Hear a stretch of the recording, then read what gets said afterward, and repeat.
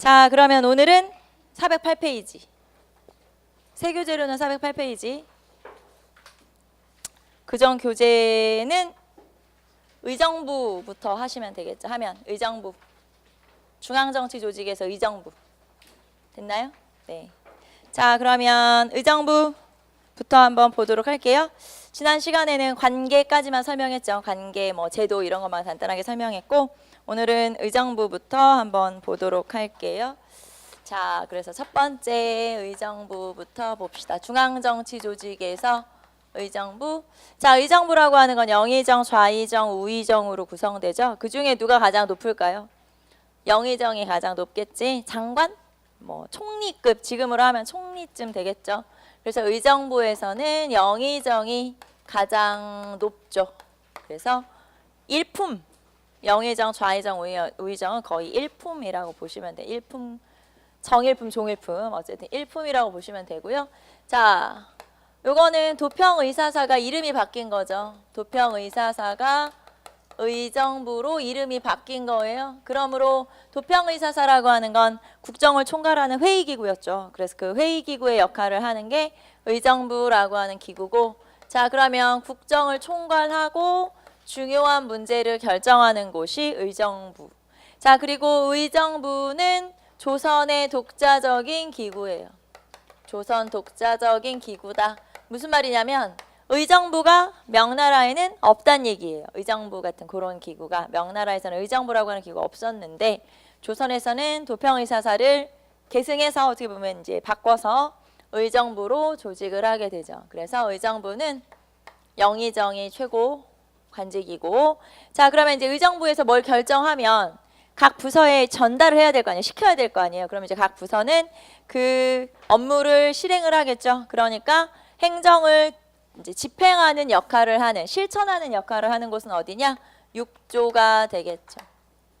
자, 그리고 육조에서 가장 높은 사람은 판서라고 하죠. 그래서 이품 정도, 종이품, 뭐 정이품 요 정도가 판서예요. 뭐 이렇게 이조판서, 병조판서 우리 드라마 같은 거 보면 나오죠. 그래서 판서는 지금의 장관, 각 부서 장관쯤 된다고 보시면 되죠. 자, 그래서 행정 실무를 담당하는 역할을 하죠. 행정 실무, 행정의 직접적인 어떤 업무들을 담당하는 곳. 그러니까 의정부에서 결정한 게 이제 명령으로 내려오면 여기서 실제로 집행을 하는 거죠. 말하자면 실행을 하는 거죠. 그런 게 행정 실무 담당. 자, 그리고 2호 예병형공으로 이루어져 있죠. 2호 예병형공으로 이루어져 있는데, 자, 역할을 한번 써봅시다. 2는 인사행정을 담당해요. 여기서 인사라는 건 누구를 어느 자리에 앉힐 것인가, 자를 것인가, 뭐 승진시킬 것인가를 결정하는 곳. 그래서 관리를 이제 하는 곳이죠. 말하자면 공무원들 관리를 하는 전반적인 역할은 2. 그 다음에 호는 재정. 그 다음에 예는 교육, 외교. 예가 예절이라고 생각하지 마시고 여기서는 이제 외교나 교육. 그러니까 과거 제도를 주관하는, 문과를 주관하는 곳이 여기죠. 예조. 자, 그 다음에 2호 예병. 병은 군사, 국방. 자, 그 다음에 형은 법률. 법률이면 재판 뭐 이런 걸 담당하겠죠. 그 다음에 공은 토목공사. 자, 그래서 2호 예병형 공소로 이루어져 있죠. 각각 행정 실무를, 그러니까 각각의 역할을 나누어 맡는 곳이다 라고 보시면 되겠죠. 그게 바로 육조. 자, 그러면 이렇게 의정부와 육조가 있는데 의정부의 역할이 강조되면 우리가 이거를 의정부 서사제, 기억나요 여러분? 의정부 서사제. 자, 그러면 의정부 서사제를 실시했던 왕이 누구? 물론 전반적으로 의정부 서사제 실시하는데 우리가 이제 조선 초기 배웠던 왕들 중에서 왕이 있죠. 어느 왕이냐면 세종. 자, 그리고 의정부 서사제를 실시하게 되면, 즉 의정부를 강조하게 되면 여기서 올 수 있는 결과는 왕권과 신권의 조화라고 했죠. 왕권과 신권의 조화를 이룬다라고 했고요. 자, 그 다음에 육조가 좀 강조되면 우리가 이거를 육조 직계제라고 하죠. 자, 그래서 육조의 역할이 좀 커진다. 왕이 육조를 직접 관리한다. 자, 그러면 육조 직계제를 시행한 왕은 누구였어요? 태종, 그 다음에 세조.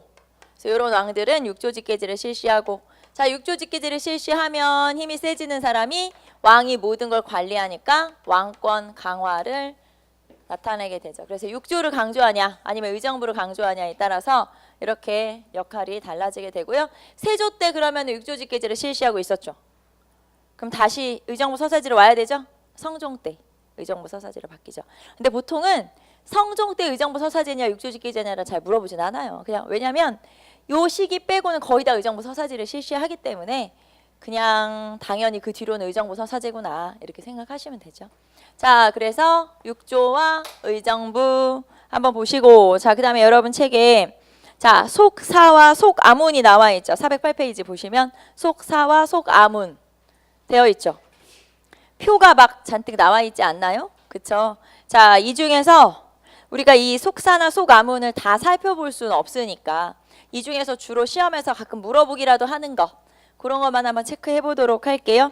자, 말하자면 2조에는 또 그 밑에 있는 하부관청들이나 또는 뭐 그 밑에 있는 관리들이 있다는 거예요. 그래서 이렇게 각각 또 업무를 나누어서 담당을 하니까 2조의 속사나 속아문, 그 다음에 호조의 속사나 속아문 이렇게 여러 개가 있죠. 물론 이거를 다 외울 수는 없죠. 너무 많으니까. 하지만 시험에서 가끔 역할을 물어보는 속사와 속아문이 있어요. 그래서 체크를 한번 해보자. 409페이지 보시면은 예조의 속아문은 좀 물어보는 편이거든요. 시험에서 역할을. 자, 그러면 예조의 속아문 한번 봅시다. 자, 이 중에서는 한 3개 정도 체크 한번 해볼게요. 시험에 그래도 주로 물어보는. 첫 번째가 예문관. 왕의 교서를 담당하는 예문관. 자, 그 다음에 승문원. 외교문서를 담당하는 승문원. 자, 그 다음에 교서관이라고 해서 경서의 인쇄를 담당하는. 자, 예문관, 승문원, 교서관. 그 다음에 이제 나머지 뭐 홍문관, 성균관, 뭐 춘추관 이런 여러 가지가 있죠. 그래서 나머지도 물론 역할을 다 알아야 되지만, 자, 직접 언급되진 않지만 시험에서 가끔 물어보는 하부관청들이 있어요. 그런 것들이 바로 예조에 속해 있는 이런 속아문이라고 하는 것들 있고요. 자, 그 다음에 형조로 내려가시면 형조에서는 노비문서, 노비 문제만 따로 다루는 관청이 또 있죠. 따로. 그런 걸 장례원이라고 그래요. 노비 문서만 담당하는, 노비 문제만 담당하는. 자, 그래서 장례원이라고 하는 이런 관청도 있다. 노비를 관리하는 관청이 따로 있다는 거죠. 조선시대는. 자, 그래서 이렇게 속사와 속아문들이 형성되어 있다 라는 거 알 수가 있고요. 자, 그 다음에 밑으로 내려가시면 승정원 볼까요? 자, 승정원은 제일 높은 사람이 도승지예요. 도승지는 왕명을 출납하는, 승정원은 왕명을 출납하는 역할을 하죠. 왕의 명령을 전달하는 역할을 하는 거예요. 그러니까 왕의 가장 지근거리에 있다 이렇게 생각하시면 되죠. 왜냐하면 왕의 명령을 전달하려면 항상 왕 옆에 있어야 되잖아요. 그래서 왜 드라마 같은 거 보면 항상 왕 옆에 무슨 관리가 하나씩 따라다닌다. 그러면 이제 그거는 지금으로 하면 대통령 비서실쯤 된다고 생각하시면 되니까 그게 바로 도승지쯤 되는구나. 자, 그리고 요 승정원 같은 경우는 6승지로 구성이 되어 있어요. 말하자면 여기 보시면 2호 예병 현공으로 이루어져 있죠. 그러면 승정원에도 6조를 담당하는 관리가 따로 있다 이 말이에요. 그래서 나는 2조를 담당하는 승지다. 그러면 나는 왕의 명령 중에서 2조에 전달할 거는 내가 전달하는 거지. 이런 식으로 6승지로 구성이 되어 있다 이 말이고요. 자, 그 다음에 승정원이 그래서 단순히 그냥 왕의 명령을 이렇게 전달해주는 역할만 하는 게 아니에요. 왜냐하면 왕의 지근거리에서 왕을 보조하는 역할을 하기 때문에 이 대통령 비서실이 원래 되게 역할이 크잖아요. 마찬가지로 이 조선시대의 승정원도 굉장히 역할이 크죠. 그래서 단순히 그냥 이렇게 전달만 해주는 역할이 아니라 뭔가를 같이 논의하기도 하고 그렇기 때문에 승정원이라고 하는 관청은 굉장히 중요하구나라는 걸 또 알 수가 있고요. 자, 그리고 나중에 이게 중요한 권한이라는 걸 어떻게 알 수 있냐면 우리 앞에서 세조 때 원상제라고 하는 제도가 실시돼요. 원상제라고 하는 건 뭐냐면 왕이 아프거나 뭐 좀 병약하거나 문제가 있거나 할 때 또는 이제 왕이 죽거나 했을 때 이 대신들이 주도를 해서 왕의 정치를 도와주는 역할을 하는 거거든요.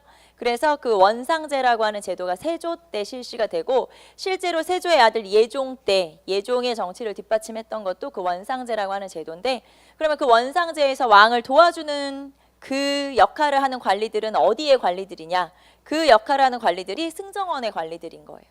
그러니까 그만큼 역할이 좀 크다. 그냥 단순히 왕의 명령을 전달하는 역할만 하는 건 아니다. 라는 걸 알 수 있죠. 그게 바로 승정원이죠. 자, 그래서 승정원. 자, 그래서 중요한 역할을 담당을 하는 게 승정원이고 아까 말했던 것처럼 원상제와 관련이 있다. 원상제는 세조 때 실시된 제도고요. 세조 이후에 실시되다가 성종 때 사실은 폐지가 되긴 하는데 어쨌든 이런 것들도 결국에는 승정원에서 담당하는 거구나 라는 걸 알 수가 있죠. 그 다음에 여기로 써볼까요? 6승지로 구성되어 있다는 거. 각 승지가 각 부서를 담당한다라고 하는 거. 자, 그 다음에 의금부 볼까요? 자, 의금부는 판사라고 그래요. 의금부의 제일 높은 사람. 그러면 의금부라고 하는 관청은 국왕 직속 사법기관이에요. 국왕 직속 사법기관이라는 건 무슨 말이냐면 왕이 왕실의 중요한 재판이라든가 또는 뭐 영모 사건 같은 그런 아주 중대한 범죄를 직접 처리할 때가 있죠. 직접 재판을 하거나 그거를 의금부에서 한다는 뜻이고 그 다음에 국왕 직속이라고 하는 건 누군가의 동의를 받을 필요가 없다는 거예요. 예를 들면 의정부나 뭐 이런 대신들의 동의 없이 그냥 자기가 재판하고 싶으면 하는 거죠. 그래서 주요 범죄면은 주로 뭐 영모 사건 같은 게 될 수 있고 왕실의 범죄가 될 수 있고 아니면 사대부에서 좀 심각한 범죄 같은 거 있잖아요. 그런 것들 양반들 사이에 심각한 범죄가 일어났다. 그런 것들은 여기서 재판을 하는 거죠. 왕이 직접. 그래서 그런 것들이 바로 의금부라고 하는 관청이고요. 자, 그 다음에는 이제 3사로 한번 가볼까요? 이쪽으로 갑시다. 3사. 자, 3사는 다른 말로 다른 이제 표현으로 하면 사헌부, 사간원, 홍문관이죠. 사헌부, 사간원, 홍문관 이렇게 세 개를 3사라고 하고요. 지금 제가 만들어진 순서대로 쓴 거예요. 사헌부가 가장 먼저 만들어졌고요. 조선 초부터. 그 다음에 사간원은 태종 때부터 만들었죠. 기억나요? 사간원 독립 앞에서 배웠죠 우리가. 그리고 홍문관을 설치한 건 어느 왕 때예요? 성종 때부터. 네, 맞아요. 그래서 이렇게 사헌부, 사간원, 홍문관을 3사라고 하고 요 세 개를 우리가 세 개가 요 기구들이죠. 자, 사헌부는 대사헌 제일 높은 사람이, 사간원은 대사간, 그 다음에 홍문관은 대제학. 홍문관 같은 경우는 집현전의 후신인 거죠. 자, 그러면 사헌부 봅시다. 사헌부가 하는 역할은 관리 감찰, 관리를 감찰하는 역할, 뭐 탄핵 이런 역할을 바로 사헌부에서 하죠. 그러니까 뭐 비리를 조사하거나 하는 그런 역할을 하기 때문에 사헌부의 관리들은 굉장히 자유분방하게 근무를 했었다고 해요. 그때 조선시대에도 실제로 굉장히 자유분방하게 뭐 출퇴근 시간 따로 없고 막 이런 거 있잖아요. 복장도 좀 자유롭고 이렇게 관리 일을 했다고 하죠. 자, 그 다음에 사간원은 대사간. 사간원은 처음에 아까 태종 때 설치했다고 했는데 그 태종 때 설치할 때 원래 목적은 뭐였냐면 자, 대신을 견제하도록 하는 거죠. 그러니까 이걸 만든 이유가 뭐냐면 중서문화성의 낭사를 따로 독립시켜서 이 관청을 설치했는데 처음에 설치한 목적은 신하들을 감시하려고 한 거예요. 처음에는. 그런데 나중에 이 기구가 이제 왕을 견제하는 역할을 하게 된 거죠. 자, 그래서 대신 견제. 원래는 대신 견제를 하려고 만들었어요. 태종 때. 자, 그런데 이 기구가 나중에는 이제 간언을 하게 된 거죠. 간언이라고 하는 건 건의하는 거. 왕에게 바른 말을 건의하는 거죠. 그런 걸 바로 사간원이라고 하고. 자, 그 다음에 홍문관을 설치한 거는 언제 설치했냐? 성종 때 설치했다고 했죠. 자, 그래서 성종 때 설치한 기구로 자, 여기서는 서적을 관리하기도 하고 그러니까 문안을 관리한다라는 표현을 쓰고요. 서적 관리. 그 다음에 왕의 자문을 담당하기도 하죠. 왕의 자문을 담당하기도 하고 또는 왕명 대피를 하기도 하고 이런 역할을 홍문관이라고 하죠. 자, 그래서 사헌부, 사관원, 홍문관 이런 세 개의 관청이 있고요. 자, 그 다음에 요거 말고도 이제 나머지 관청들, 자, 성균관이 있고, 그 다음에 춘추관이 있고,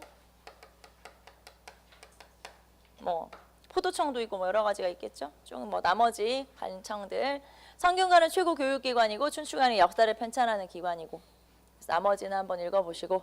자, 그러면 우리가 여기로 다시 한번 가볼까요? 자, 승정원과 의금부가 있죠. 요 승정원과 의금부 같은 경우는 요 두 개가 모두 다 왕에게 힘을 실어주는 기구예요. 그렇기 때문에 요 기구를 왕권 강화 기구 이렇게 표현할 수가 있겠죠. 왕권 강화 기구다 이렇게 표현할 수가 있다. 승정원과 의금부는 왕권을 뒷받침해주는 기구예요. 그래서 왕에게 힘을 실어주는 기구이기 때문에 우리가 왕권 강화 기구 이렇게 표현할 수 있고, 자, 그러면 왕권을 강화하는 기구만 있는 건 아니겠죠. 견제하는 기구도 필요하죠. 그게 3사. 그래서 왕권을 견제하는 기구. 자, 왕권 견제 기구는 바로 3사다. 자, 그러면 이 중에서 왕권 강화 기구는 승정원과 의금부, 그 다음에 왕권 견제 기구는 3사인데 특히 이 중에서 사헌부와 사관원을 따로 묶어서 이렇게 두 개를 따로 묶어서 우리가 뭐라고 하냐면, 자, 여기다가 써봅시다. 요 두 개만 따로 묶어서 우리가 뭐라고 표현하냐면 양사라고 그래요. 요 두 개만 따로 묶어서 양사라고 하죠. 자, 사헌부의 관리를 대관이라고 하고요. 사관원의 관리를 간관이라고 그래요. 그래서 대관과 간관을 합쳐서 요 양사를 다른 말로 대간이라고 하기도 하죠. 자, 사자로 끝나는, 사자로 시작하는 관청 두 개니까 양사라고도 하고, 자, 사헌부의 관리를 대관이라고 하고 사관원의 관리를 간관이라고 그래요. 그래서 두 개를 합쳐서 대간이라고 하죠. 자, 그러면 이 양사 또는 대간이라고 하는 요 기구는 세 가지의 어떤 기능을 담당하거든요. 그 세 가지 기능이 뭐냐? 자, 서경권, 간쟁권, 봉박권이에요. 서경, 간쟁, 봉박의 기능을 담당하죠. 자, 여기에서 서경이라고 하는 건 오품 이하의 관원을 임명할 때, 오품 이하 관원을 임명할 때 동의권을 행사하는 거. 자, 그 다음에 간쟁이라고 하는 건 간언 똑같죠. 그 다음에 봉박이라고 하는 건 왕의 명령을 거부하는 권리예요. 왕명 거부권. 자, 그래서 서경, 간쟁, 봉박 이렇게 세 가지의 권한을 갖는 게 양사, 사헌부와 사관원을 합쳐서 양사 또는 대간이라고 하죠. 자, 그래서 이런 기구들이 있다. 쭉 한번 조선의 중앙정치 조직에 대해서 살펴봤고요. 자, 그러면은 여기서 이제 고려랑 조금 비교해 볼 만한 것들이 있어요. 그래서 고려와 비교를 한번 해보도록 합시다. 자, 여기서 이제 의정부 같은 경우는 아까 도평의사사의 후신이라고 얘기했고요. 도평의사사를 계승한 거다 이렇게 얘기했고, 그 다음에 육조 같은 경우는 육부가 육조가 됐겠죠. 고려에서는 육부라고 했었으니까. 그래서 행정 실무를 담당했는데, 이 고려 같은 경우는 우리가 앞에서 살펴봤던 것처럼 이병, 호형, 예, 공이었어요. 그런데 조선시대는 순서가 좀 다르죠. 이호, 예, 병, 형, 공이죠. 그래서 고려시대와 조선은 약간 순서가 다르고, 원래 이게 중국에서도 이 순서대로 해. 이호, 예, 병, 형, 공. 그런데 고려가 조금 특별했던 거, 특이했던 거지. 자, 그 다음에 그러면 여기서 이제 승정원으로 갑시다. 승정원은 고려시대 뭐가 바뀐 거냐? 자, 고려시대 중추원에 승선이, 고려시대에는 중추원에 승선이라고 하는 관직이 있었어요. 그 승선이라고 하는 관직이 승정원으로 바뀐 거죠. 그래서 고려시대의 중추원의 승선이, 조선시대는 승정원, 역할이 똑같은 거죠. 이렇게 보시면 되고, 자, 그 다음에 3사로 한번 넘어와 볼까요? 자, 고려시대에도 3사라고 하는 관청이 있었어요. 고려시대의 3사는 회계기관이죠. 고려시대의 3사는 단순 회계기구. 그런데 조선시대 3사는 왕권을 견제할 수 있을 정도의 역할을 하는 중요한 기구. 그래서 똑같이 고려시대도 3사라는 게 있고 조선에도 3사라는 게 있는데 역할은 다르다라고 하는 거 알 수가 있고요. 자, 그 다음에 사헌부. 사헌부는 관리감찰의 역할을 담당하죠. 그래서 사헌부 같은 경우는 만약에 고려시대로 따진다. 고려시대로 따지면 어사대에 해당하는 거죠. 사헌부는 고려시대로 하면 어사대에 해당한다 라는 걸 알 수가 있죠. 자, 그리고 양사로 한번 가봅시다. 자, 대간, 양사를 다른 말로 대간이라고도 하는데 고려시대에도 대간이 있죠. 고려시대에도 대간이 있고 대성이 있어요. 대간, 대성 똑같은데 여기에서는 구성원이 다르죠. 고려시대 대간의 구성원은 중서문화성의 낭사하고 그 다음에 어사대가 대간을 구성하죠. 자, 조선시대 대간은 사헌부 사관원. 그런데 고려시대 대간, 중서문화성의 낭사와 어사대. 그래서 구성원이 다르다는 거예요. 대간이라는 명칭은 똑같아요. 그런데 고려시대와 조선시대의 구성이 다르다라는 거. 자, 그 다음에 서경도. 고려시대에도 서경이 있고 조선시대에도 서경이 있어요. 똑같아요. 서경이라는 명칭은. 그런데 고려시대의 서경은 모든 관원의 임명 시에 동의권을 행사하는 거죠. 자, 고려시대의 서경은 모든 관원, 조선시대 서경은 오품이하. 그래서 이게 이제 차이점. 그래서 고려시대와 조선시대의 차이점들이 이런 것들이 있다라는 걸 알 수가 있죠. 자, 그래서 고려시대와 조선시대의 중앙 정치 조직에 대해서 한번 쭉 살펴봤어요. 여러분 책을 볼까요? 자, 승정원 살펴봤고 그 다음에 의금부 그리고 3사 나와 있죠. 한 장 넘겨보시면 3사에서 사관원, 사헌부, 홍문관. 자, 그리고 4번 보시면 대간 또는 양사라고 되어 있죠. 사헌부와 사관원으로 구성하고 서경, 간쟁, 봉박의 기능을 담당을 하죠.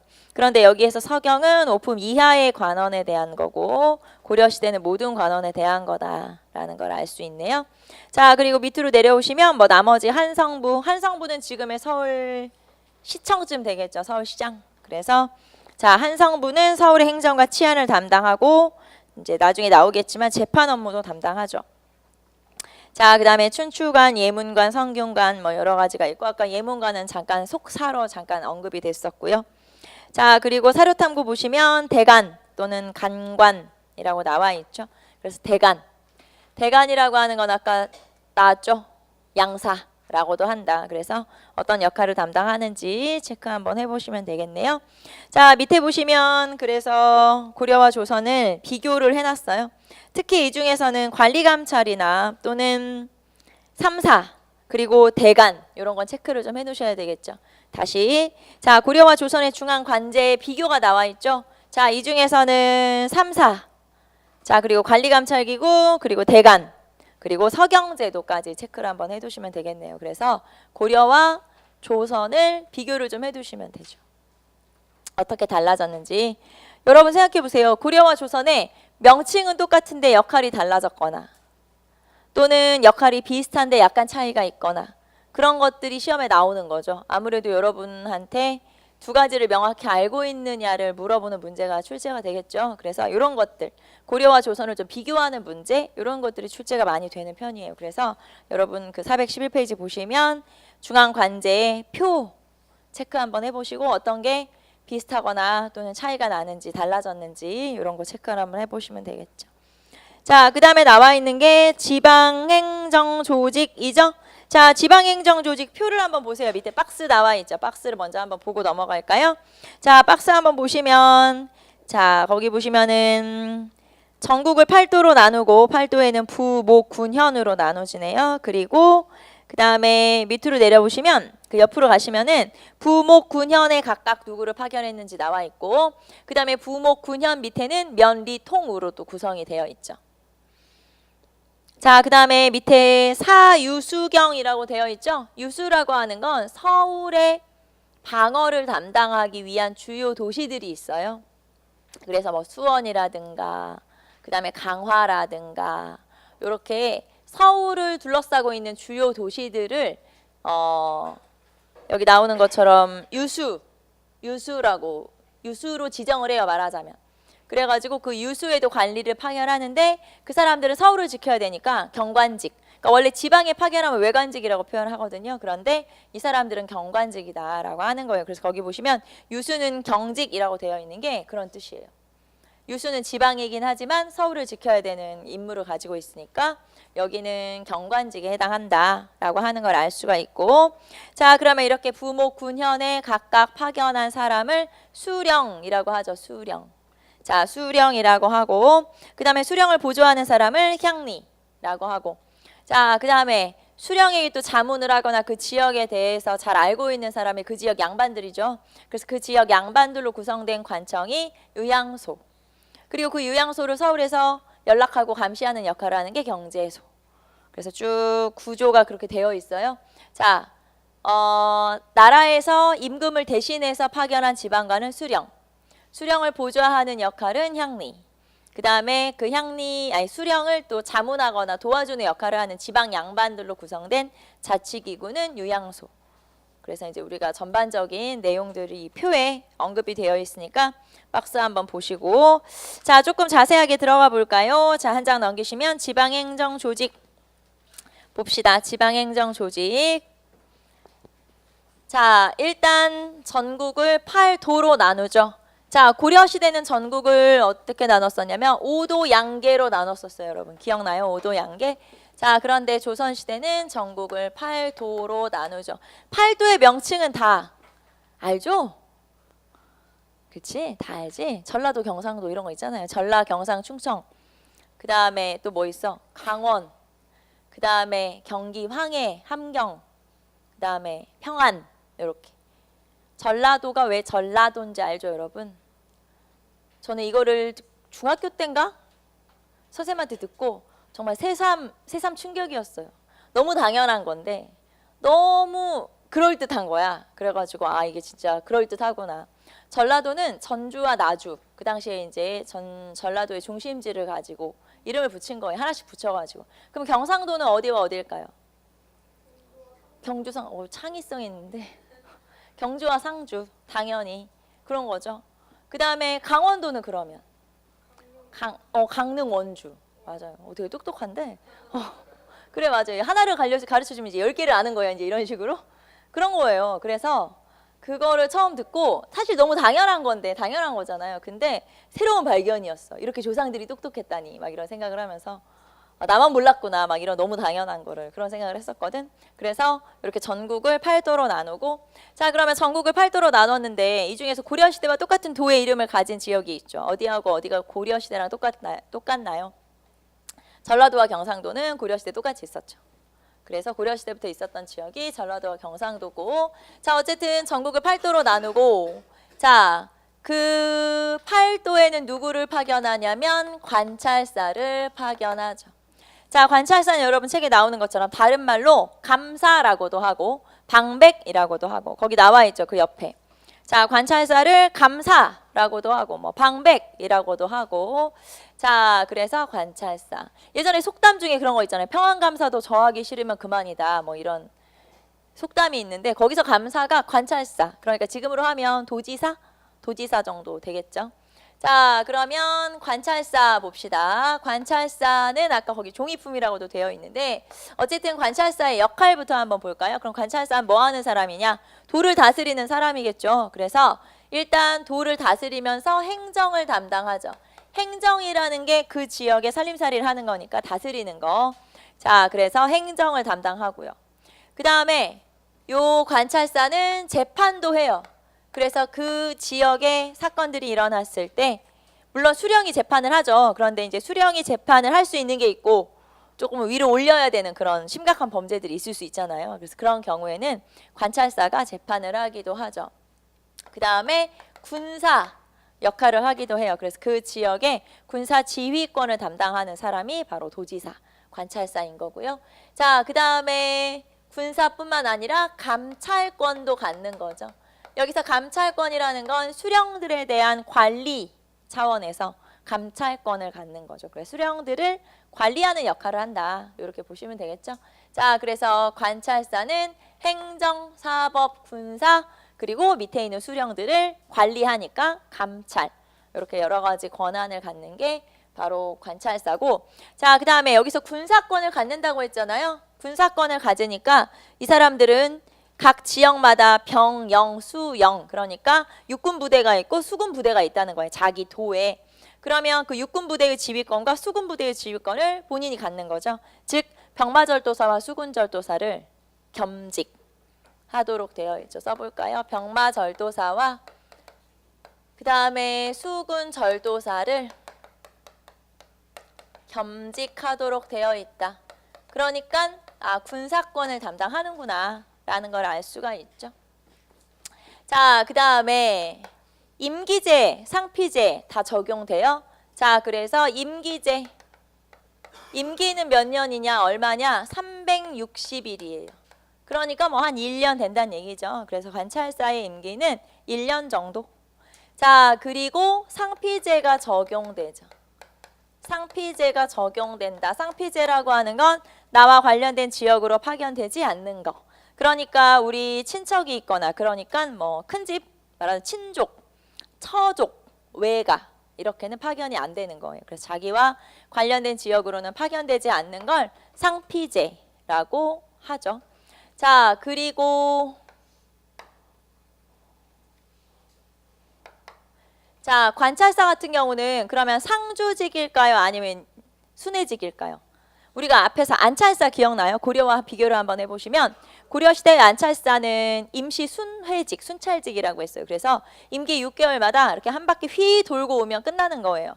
그런데 여기서 관찰사는 상주직이에요. 그러니까 내가 예를 들면 뭐 전라도, 경상도 관찰사로 임명이 됐다. 그럼 나는 이제 짐 싸가지고 내려가는 거죠. 그 지역으로. 그래서 1년 동안 근무를 하도록 되어 있죠. 그렇기 때문에 그러면 관찰사는 자기가 지내야 되잖아요. 거기 내려가서. 그러면은 도청에 관사가 있겠네요. 말하자면 관청 건물이나 내가 머물 수 있는 곳이 있겠네요. 그래서 그런 도청을 감영이라고 그래요. 감영. 감영이 도청이에요. 그래서 감영에서 근무하는 거죠. 감영이 도청 건물이다. 이렇게 생각하시면 돼요.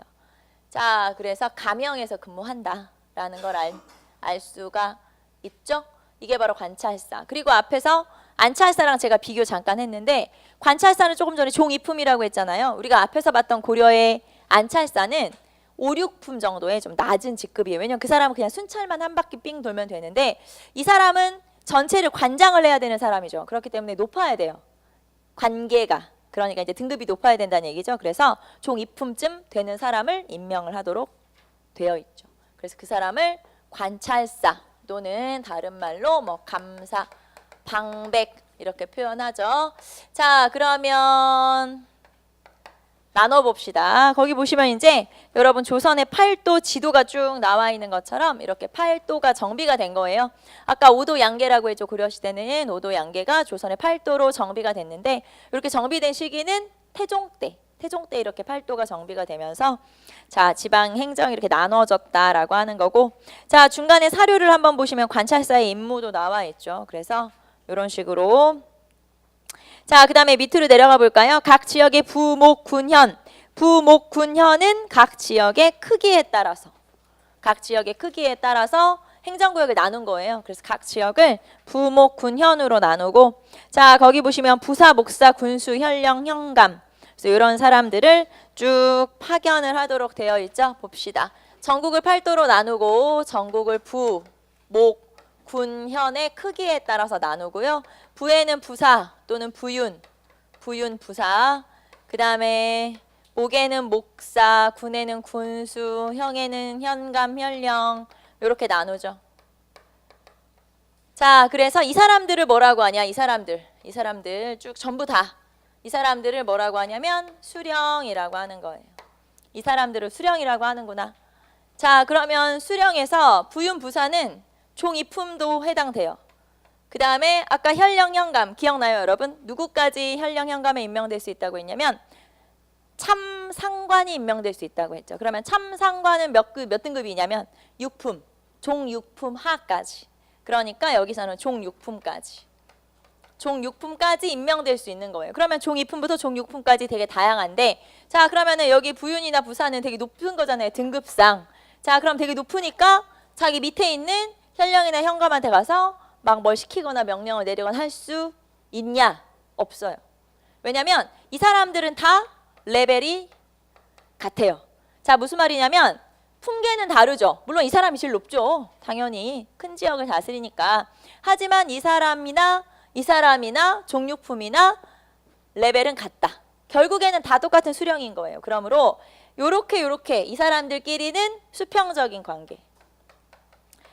자, 그러면 결국에는 이 사람들은 누구의 명령만 받으면 되는 거예요? 그쵸, 관찰사의 명령만 받으면 되는 거예요. 그래서 여기 관찰사도 아까 종이품이고 여기도 종이품이면 그럼 어떻게 하냐? 레벨이 같은데 그래도 누가 조금 급이 높아요? 관찰사가. 당연히 관찰사가. 도지사니까. 무슨 말인지 알겠죠? 그러니까 당연히 도지사가 좀 급이 높기 때문에 요렇게만 명령을 받는 거예요. 그러니까 관찰사하고 수령은 수직적. 그 다음에 얘네들끼리는 전부 다 똑같은 수령 레벨이기 때문에 수평적. 무슨 말인지 알겠죠? 그러니까 부사나 부윤이 현령이나 현감한테 가서 명령을 내리거나 할 수는 없다. 알겠죠? 레벨이 같기 때문에. 자, 그러면 수령 갑시다. 자, 수령의 역할은 뭐냐? 수령은 어떤 역할을 하냐면 일단 그 지역으로 파견이 되면 다스리겠죠? 다스리는 거 행정. 자, 그 다음에 재판도 하지. 그래서 사법. 그 다음에 군사 지휘권도 갖지. 그래서 군사. 자, 행정, 사법, 군사권을 가져요. 감찰은 당연히 안 되죠. 여기는 관찰사만 갖는 거니까. 자, 그 다음에 임기. 임기는 1800일. 1800일이니까 5년 정도? 1800일은 5년 정도. 자, 그래서 약 5년 정도의 임기를 가지고 있고요. 물론 그 전에도 이제 뭐 이렇게 파면이 되거나 옮기거나 뭐 다 할 수 있죠. 자, 그 다음에 역시 뭐가 적용되냐? 상피제가 적용돼요. 그래서 나랑 관련된 지역으로는 파견되지 않는다라는 거 알 수가 있고요. 자, 그 다음에 이 사람도 거기 임명되면 나도 이제 거기가 살아야 되잖아요. 이 사람도 상주직이니까. 그렇기 때문에 이 사람은 이제 동원에. 동원이 집무실 말하자면은 시청 집무실 뭐 시청 건물 이렇게 보시면 되죠. 그래서 동원에서 근무를 하는 거고. 자, 그 다음에 수령이 해야 될 의무가 있어요. 예를 들면 뭐 백성들을 다 다독이고 농사를 권장하고 교육을 발전시키고 인구를 늘리고 뭐 이런 역할을 해야 돼요. 이런 걸 수령 칠사라고 그래요. 수령이 해야 되는 의무 7개. 자, 그래서 수령 칠사는 413페이지 중간에 표가 아니라 박스 사료 탐구에 보면 나오죠. 자, 수령 칠사 한번 보세요. 농업을 발전시킬 것. 그 다음에 유교 경전의 교육을 진흥할 것, 학교 흥. 그 다음에 법을 잘 지킬 것, 사송간. 간사하고 교활한 무리를 없앨 것. 그 다음에 군대를 잘 정비할 거죠. 그래서 군정수. 자, 그리고 호구를 늘릴 것. 인구를 아무래도 늘려야 되겠지. 호구증. 부역을 공평하게 하고 세금을 잘 거둘 것. 부역균. 자, 이런 식으로 수령이 해야 될 의무는 7개. 이거를 외운다기보다는 이걸 여러분이 다 일일이 외우면 복잡하잖아요. 그러니까 외운다기보다는 여러 번 읽어보세요. 그래서 익숙해질 수 있도록. 그래서 대체적으로 해야 되는 의무는 뭐 다 비슷비슷하니까. 그래서 한번 쭉 읽어보시고. 자, 그러면 우리가 관찰사 살펴봤고 그 다음에 수령 살펴봤고요. 자, 그 다음에 이 수령을 보좌하는 역할이 있다고 했죠. 우리가 그런 걸 향리라고 했죠. 향리. 향리는 세습적 아전을 향리라고 하죠. 자, 봅시다. 향리는 세습적 아전이다. 자, 원래 고려시대는 모든 지역에 지방관 수령이 파견된 게 아니죠. 그렇기 때문에 수령이 파견된 지역과 파견되지 않은 지역이 있었어요. 고려시대 같은 경우는 주현, 주군, 속군, 속현. 주군과 속현이, 주현과 속현이 있었죠. 자, 그러면 그 속현을 다스렸던 실제 역할을 담당했던 사람이 바로 향리인데, 자, 조선시대는 모든 지역의 수령이 다 파견됐거든요. 그러면 모든 지역의 수령이 다 파견되니까 수령이 와버린 거죠. 나의 상사가 다 온 거예요. 그럼 나는 어떻게 되냐? 나는 그 상사를 보좌하는 역할만 하는 거지 내가 직접 나서서 그 지역을 다스리는 건 아니죠. 말하자면 수령이 와버렸기 때문에 향리는 역할이 낮아질 수밖에 없는 거고요. 그래서 역할이 줄어들게 되죠. 그래서 중인이면서 세습하는 그냥 관리일 뿐이지 이 수령이 어떤 역할을 담당하는 건 아니죠.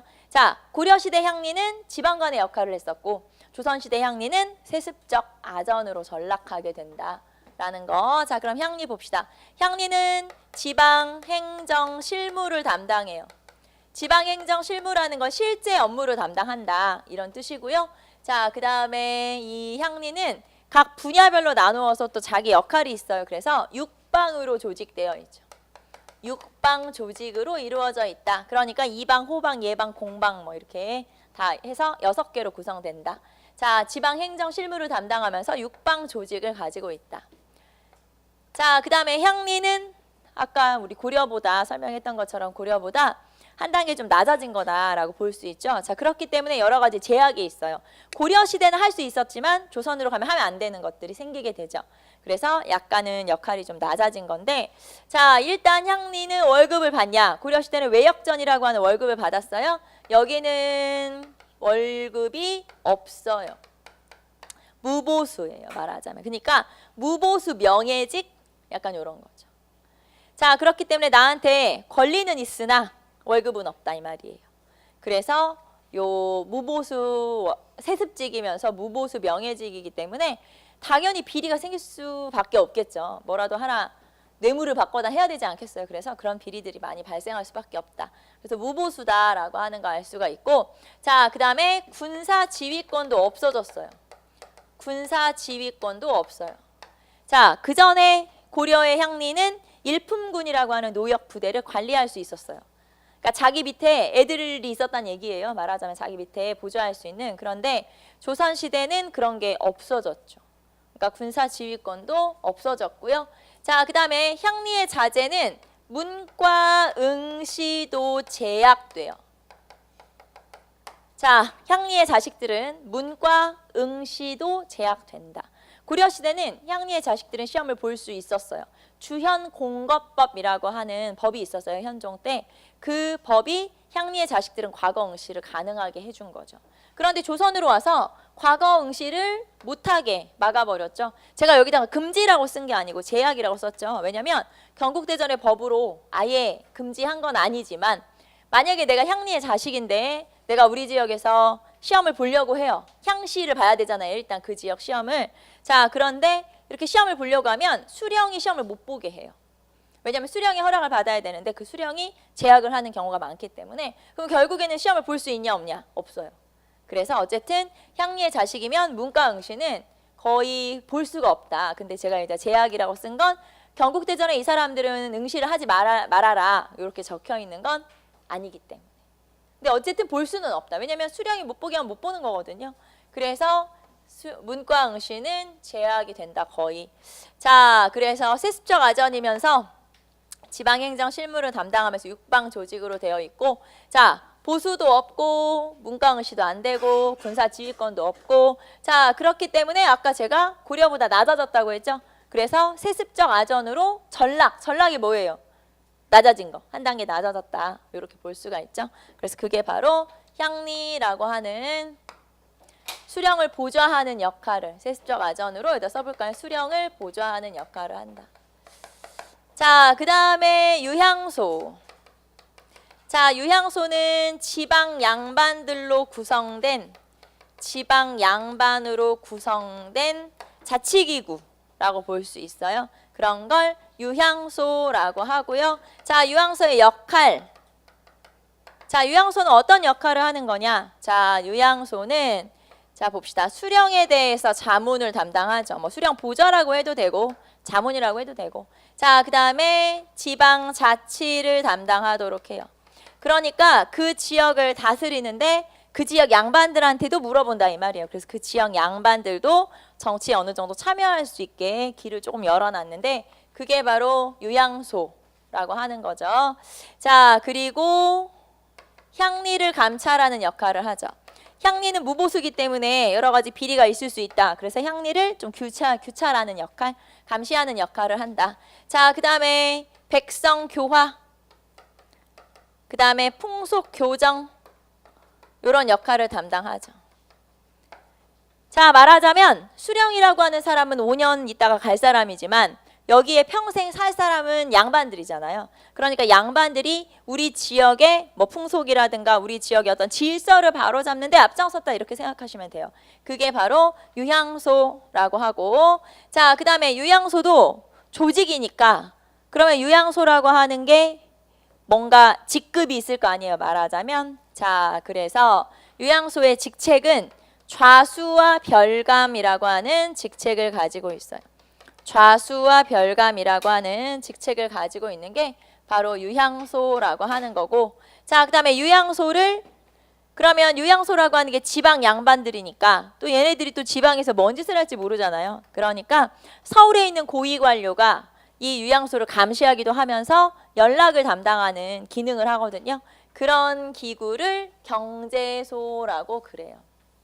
자, 그래서 경제소라고 하는 건 유향소와 연락기구이면서 감시하는, 유향소를 감시하는 역할.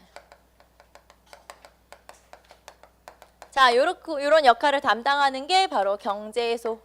자, 그러면 여기서 하나 더. 자, 고려시대에 사심관 제도가 있었어요.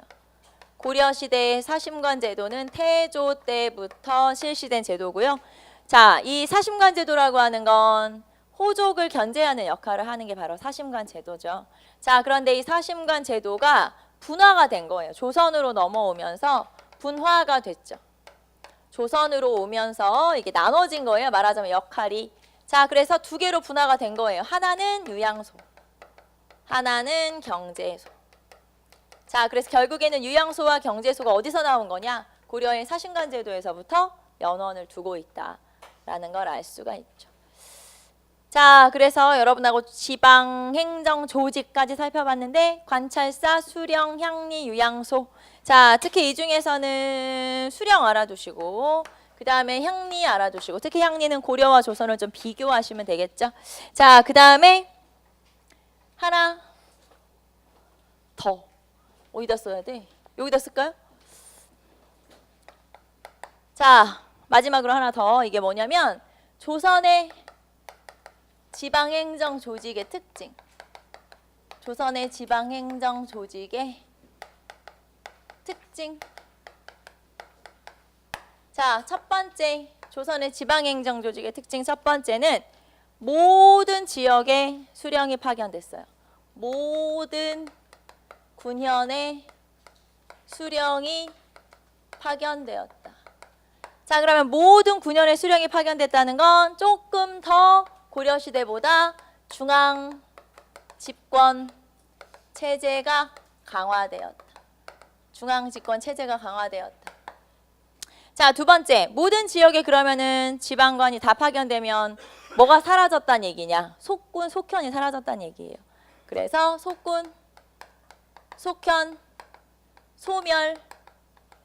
자, 그 다음에 또 사라진 거. 또 사라진 게 뭐냐면 향, 부곡, 소. 향, 부곡, 소도 소멸. 자, 그러면 향, 부곡, 소가 사라졌다는 건 그 전에 약간 제약을 받았던 지역이 있었는데 그게 사라졌다는 거죠. 어차피 향, 부곡, 소에 살았던 사람들도 양인이긴 해요. 하지만 일반 현에 사는 사람들보다는 제약이 많았던 양민이죠. 하지만 이 사람도 이제 조금 더 역할이 권한이 커진 거죠. 그래서 상민의 권한이 조금 커졌구나. 양인의 역할이 좀 커졌구나라는 걸 알 수 있고요. 자, 그 다음에 향리의 지위가 격화되었다. 향리는 세습적 아전으로 전락했죠. 그래서 향리의 지위가 격화되었다. 이렇게 세 가지가 조선시대 지방행정 조직의 특징, 고려시대랑 비교해서 특징이다 라고 볼 수가 있네요. 자, 그래서 여러분 향리 한번 보시고, 자, 향리에서 자, 거기 보시면은 육방 조직으로 되어 있고 향역을 세습하고 무보수다 쭉 한번 되어 있고 읽어보시고, 자, 그럼 만약에 이런 경우도 있어요. 내가 만약에 어느 지역 수령으로 파견됐는데 우리 지역의 양반들, 향리들, 이 사람들이 다 지들끼리 짜고 수령을 괴롭히는 경우도 있어요. 왕따를 시키면서 막 수령의 말을 안 듣는 경우도 있겠죠. 자, 그러면 그런 경우는 어떡하냐? 자, 그래서 이런 경우에, 그러니까 향리가 좀 간악한 경우가 있을 수 있죠. 이런 경우가 있을 수 있고, 그 다음에 수령을 일부러 고소해서 수령을 괴롭히는 경우도 있을 수 있겠죠. 그래서 그런 어떤 지방 행정에서의 문제점들을 해결하기 위해서 세종대왕 때 설치한 제도가 있어요. 실시한 제도가. 자, 그 제도가 거기 보시면 부민고소금지법, 원학향리처벌법이라고 하는 제도가 있죠. 부민고소금지법. 그 다음에 원학향리처벌법, 말 그대로 원학향리처벌법은 나쁜 향리를 처벌하는 거고, 그 다음에 부민고소금지법은 그 지역 사람들이 짜고 수령을 괴롭혀서 일부러 수령을 뭐 고소하거나 이런 경우가 있어요. 근데 그렇게 하지 말아라. 수령 괴롭히지 말아라. 나 대신 파견한 인물이니까 왕의 입장에서는 그게 부민고소금지법. 그래서 거기 보시면 원학향리처벌법과 부민고소금지법 등을 가지고 수령의 권한을 강화시킨 거죠. 이런 것들은 수령의 권한을 좀 보장하기 위한 그런 제도들이다라는 걸 알 수가 있고요. 자, 한 장 넘기시면, 자, 그러면 아까 부목군현으로 전국을 나눴다고 했는데 부목군현으로 전국을 나누고 그다음에 그 밑에는 면리통을 줬어요. 그러니까 이제 꽤 작은 지역까지 정비를 했다는 얘기죠. 그래서 면리통을 두어서 이제 지방을 좀 더 정비를 더 좀 세세하게 했다라고 하는 걸 알 수 있고, 지금도 면리통 있죠? 똑같아요. 그런 거랑. 그래서 면리통으로 구성되고, 자, 그 다음에 밑으로 내려오시면 고려와 조선의 향리표가 나와 있으니까 이것도 한번 볼까요? 고려와 조선의 표를 비교를 한번 해보시면, 자, 고려 시대는 지방 행정을 직접 담당하는 역할이었죠. 그래서 수령을 대신하는 역할이라고 치면, 조선 시대로 넘어오면 그냥 단순히 수령을 보좌하는 역할, 신하 역할만 하더라.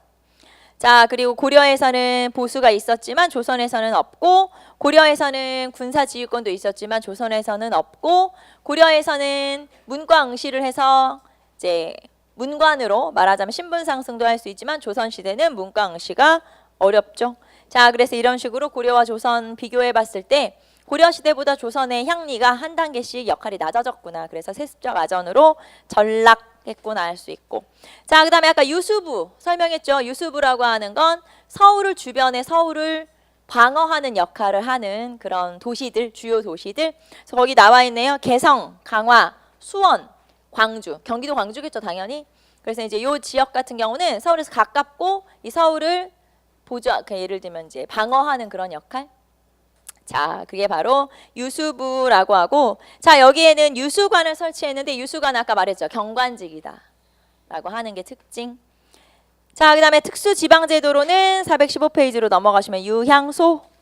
자, 유향소 기능 나와 있고요. 구성 나와 있어요. 구성은 좌수와 별감으로 구성된다.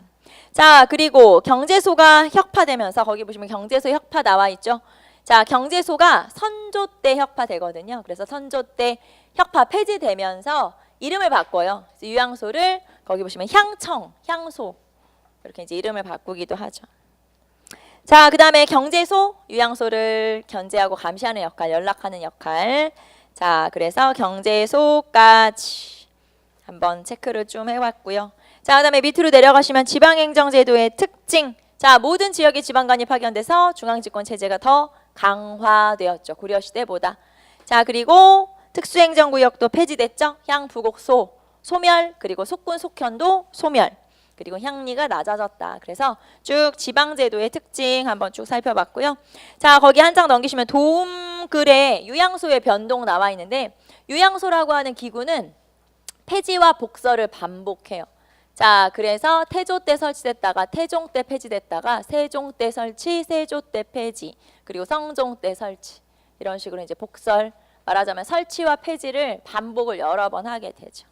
자, 그 다음에 고려의 지방제도와 조선의 지방제도도 밑에 비교가 되어 있죠. 한번 쭉 읽어보시고, 자, 여기까지 해서 우리가 중앙정치조직, 지방행정조직 이렇게 두 개 한번 살펴봤고, 잠깐 쉬었다가 이어서 가도록 할게요.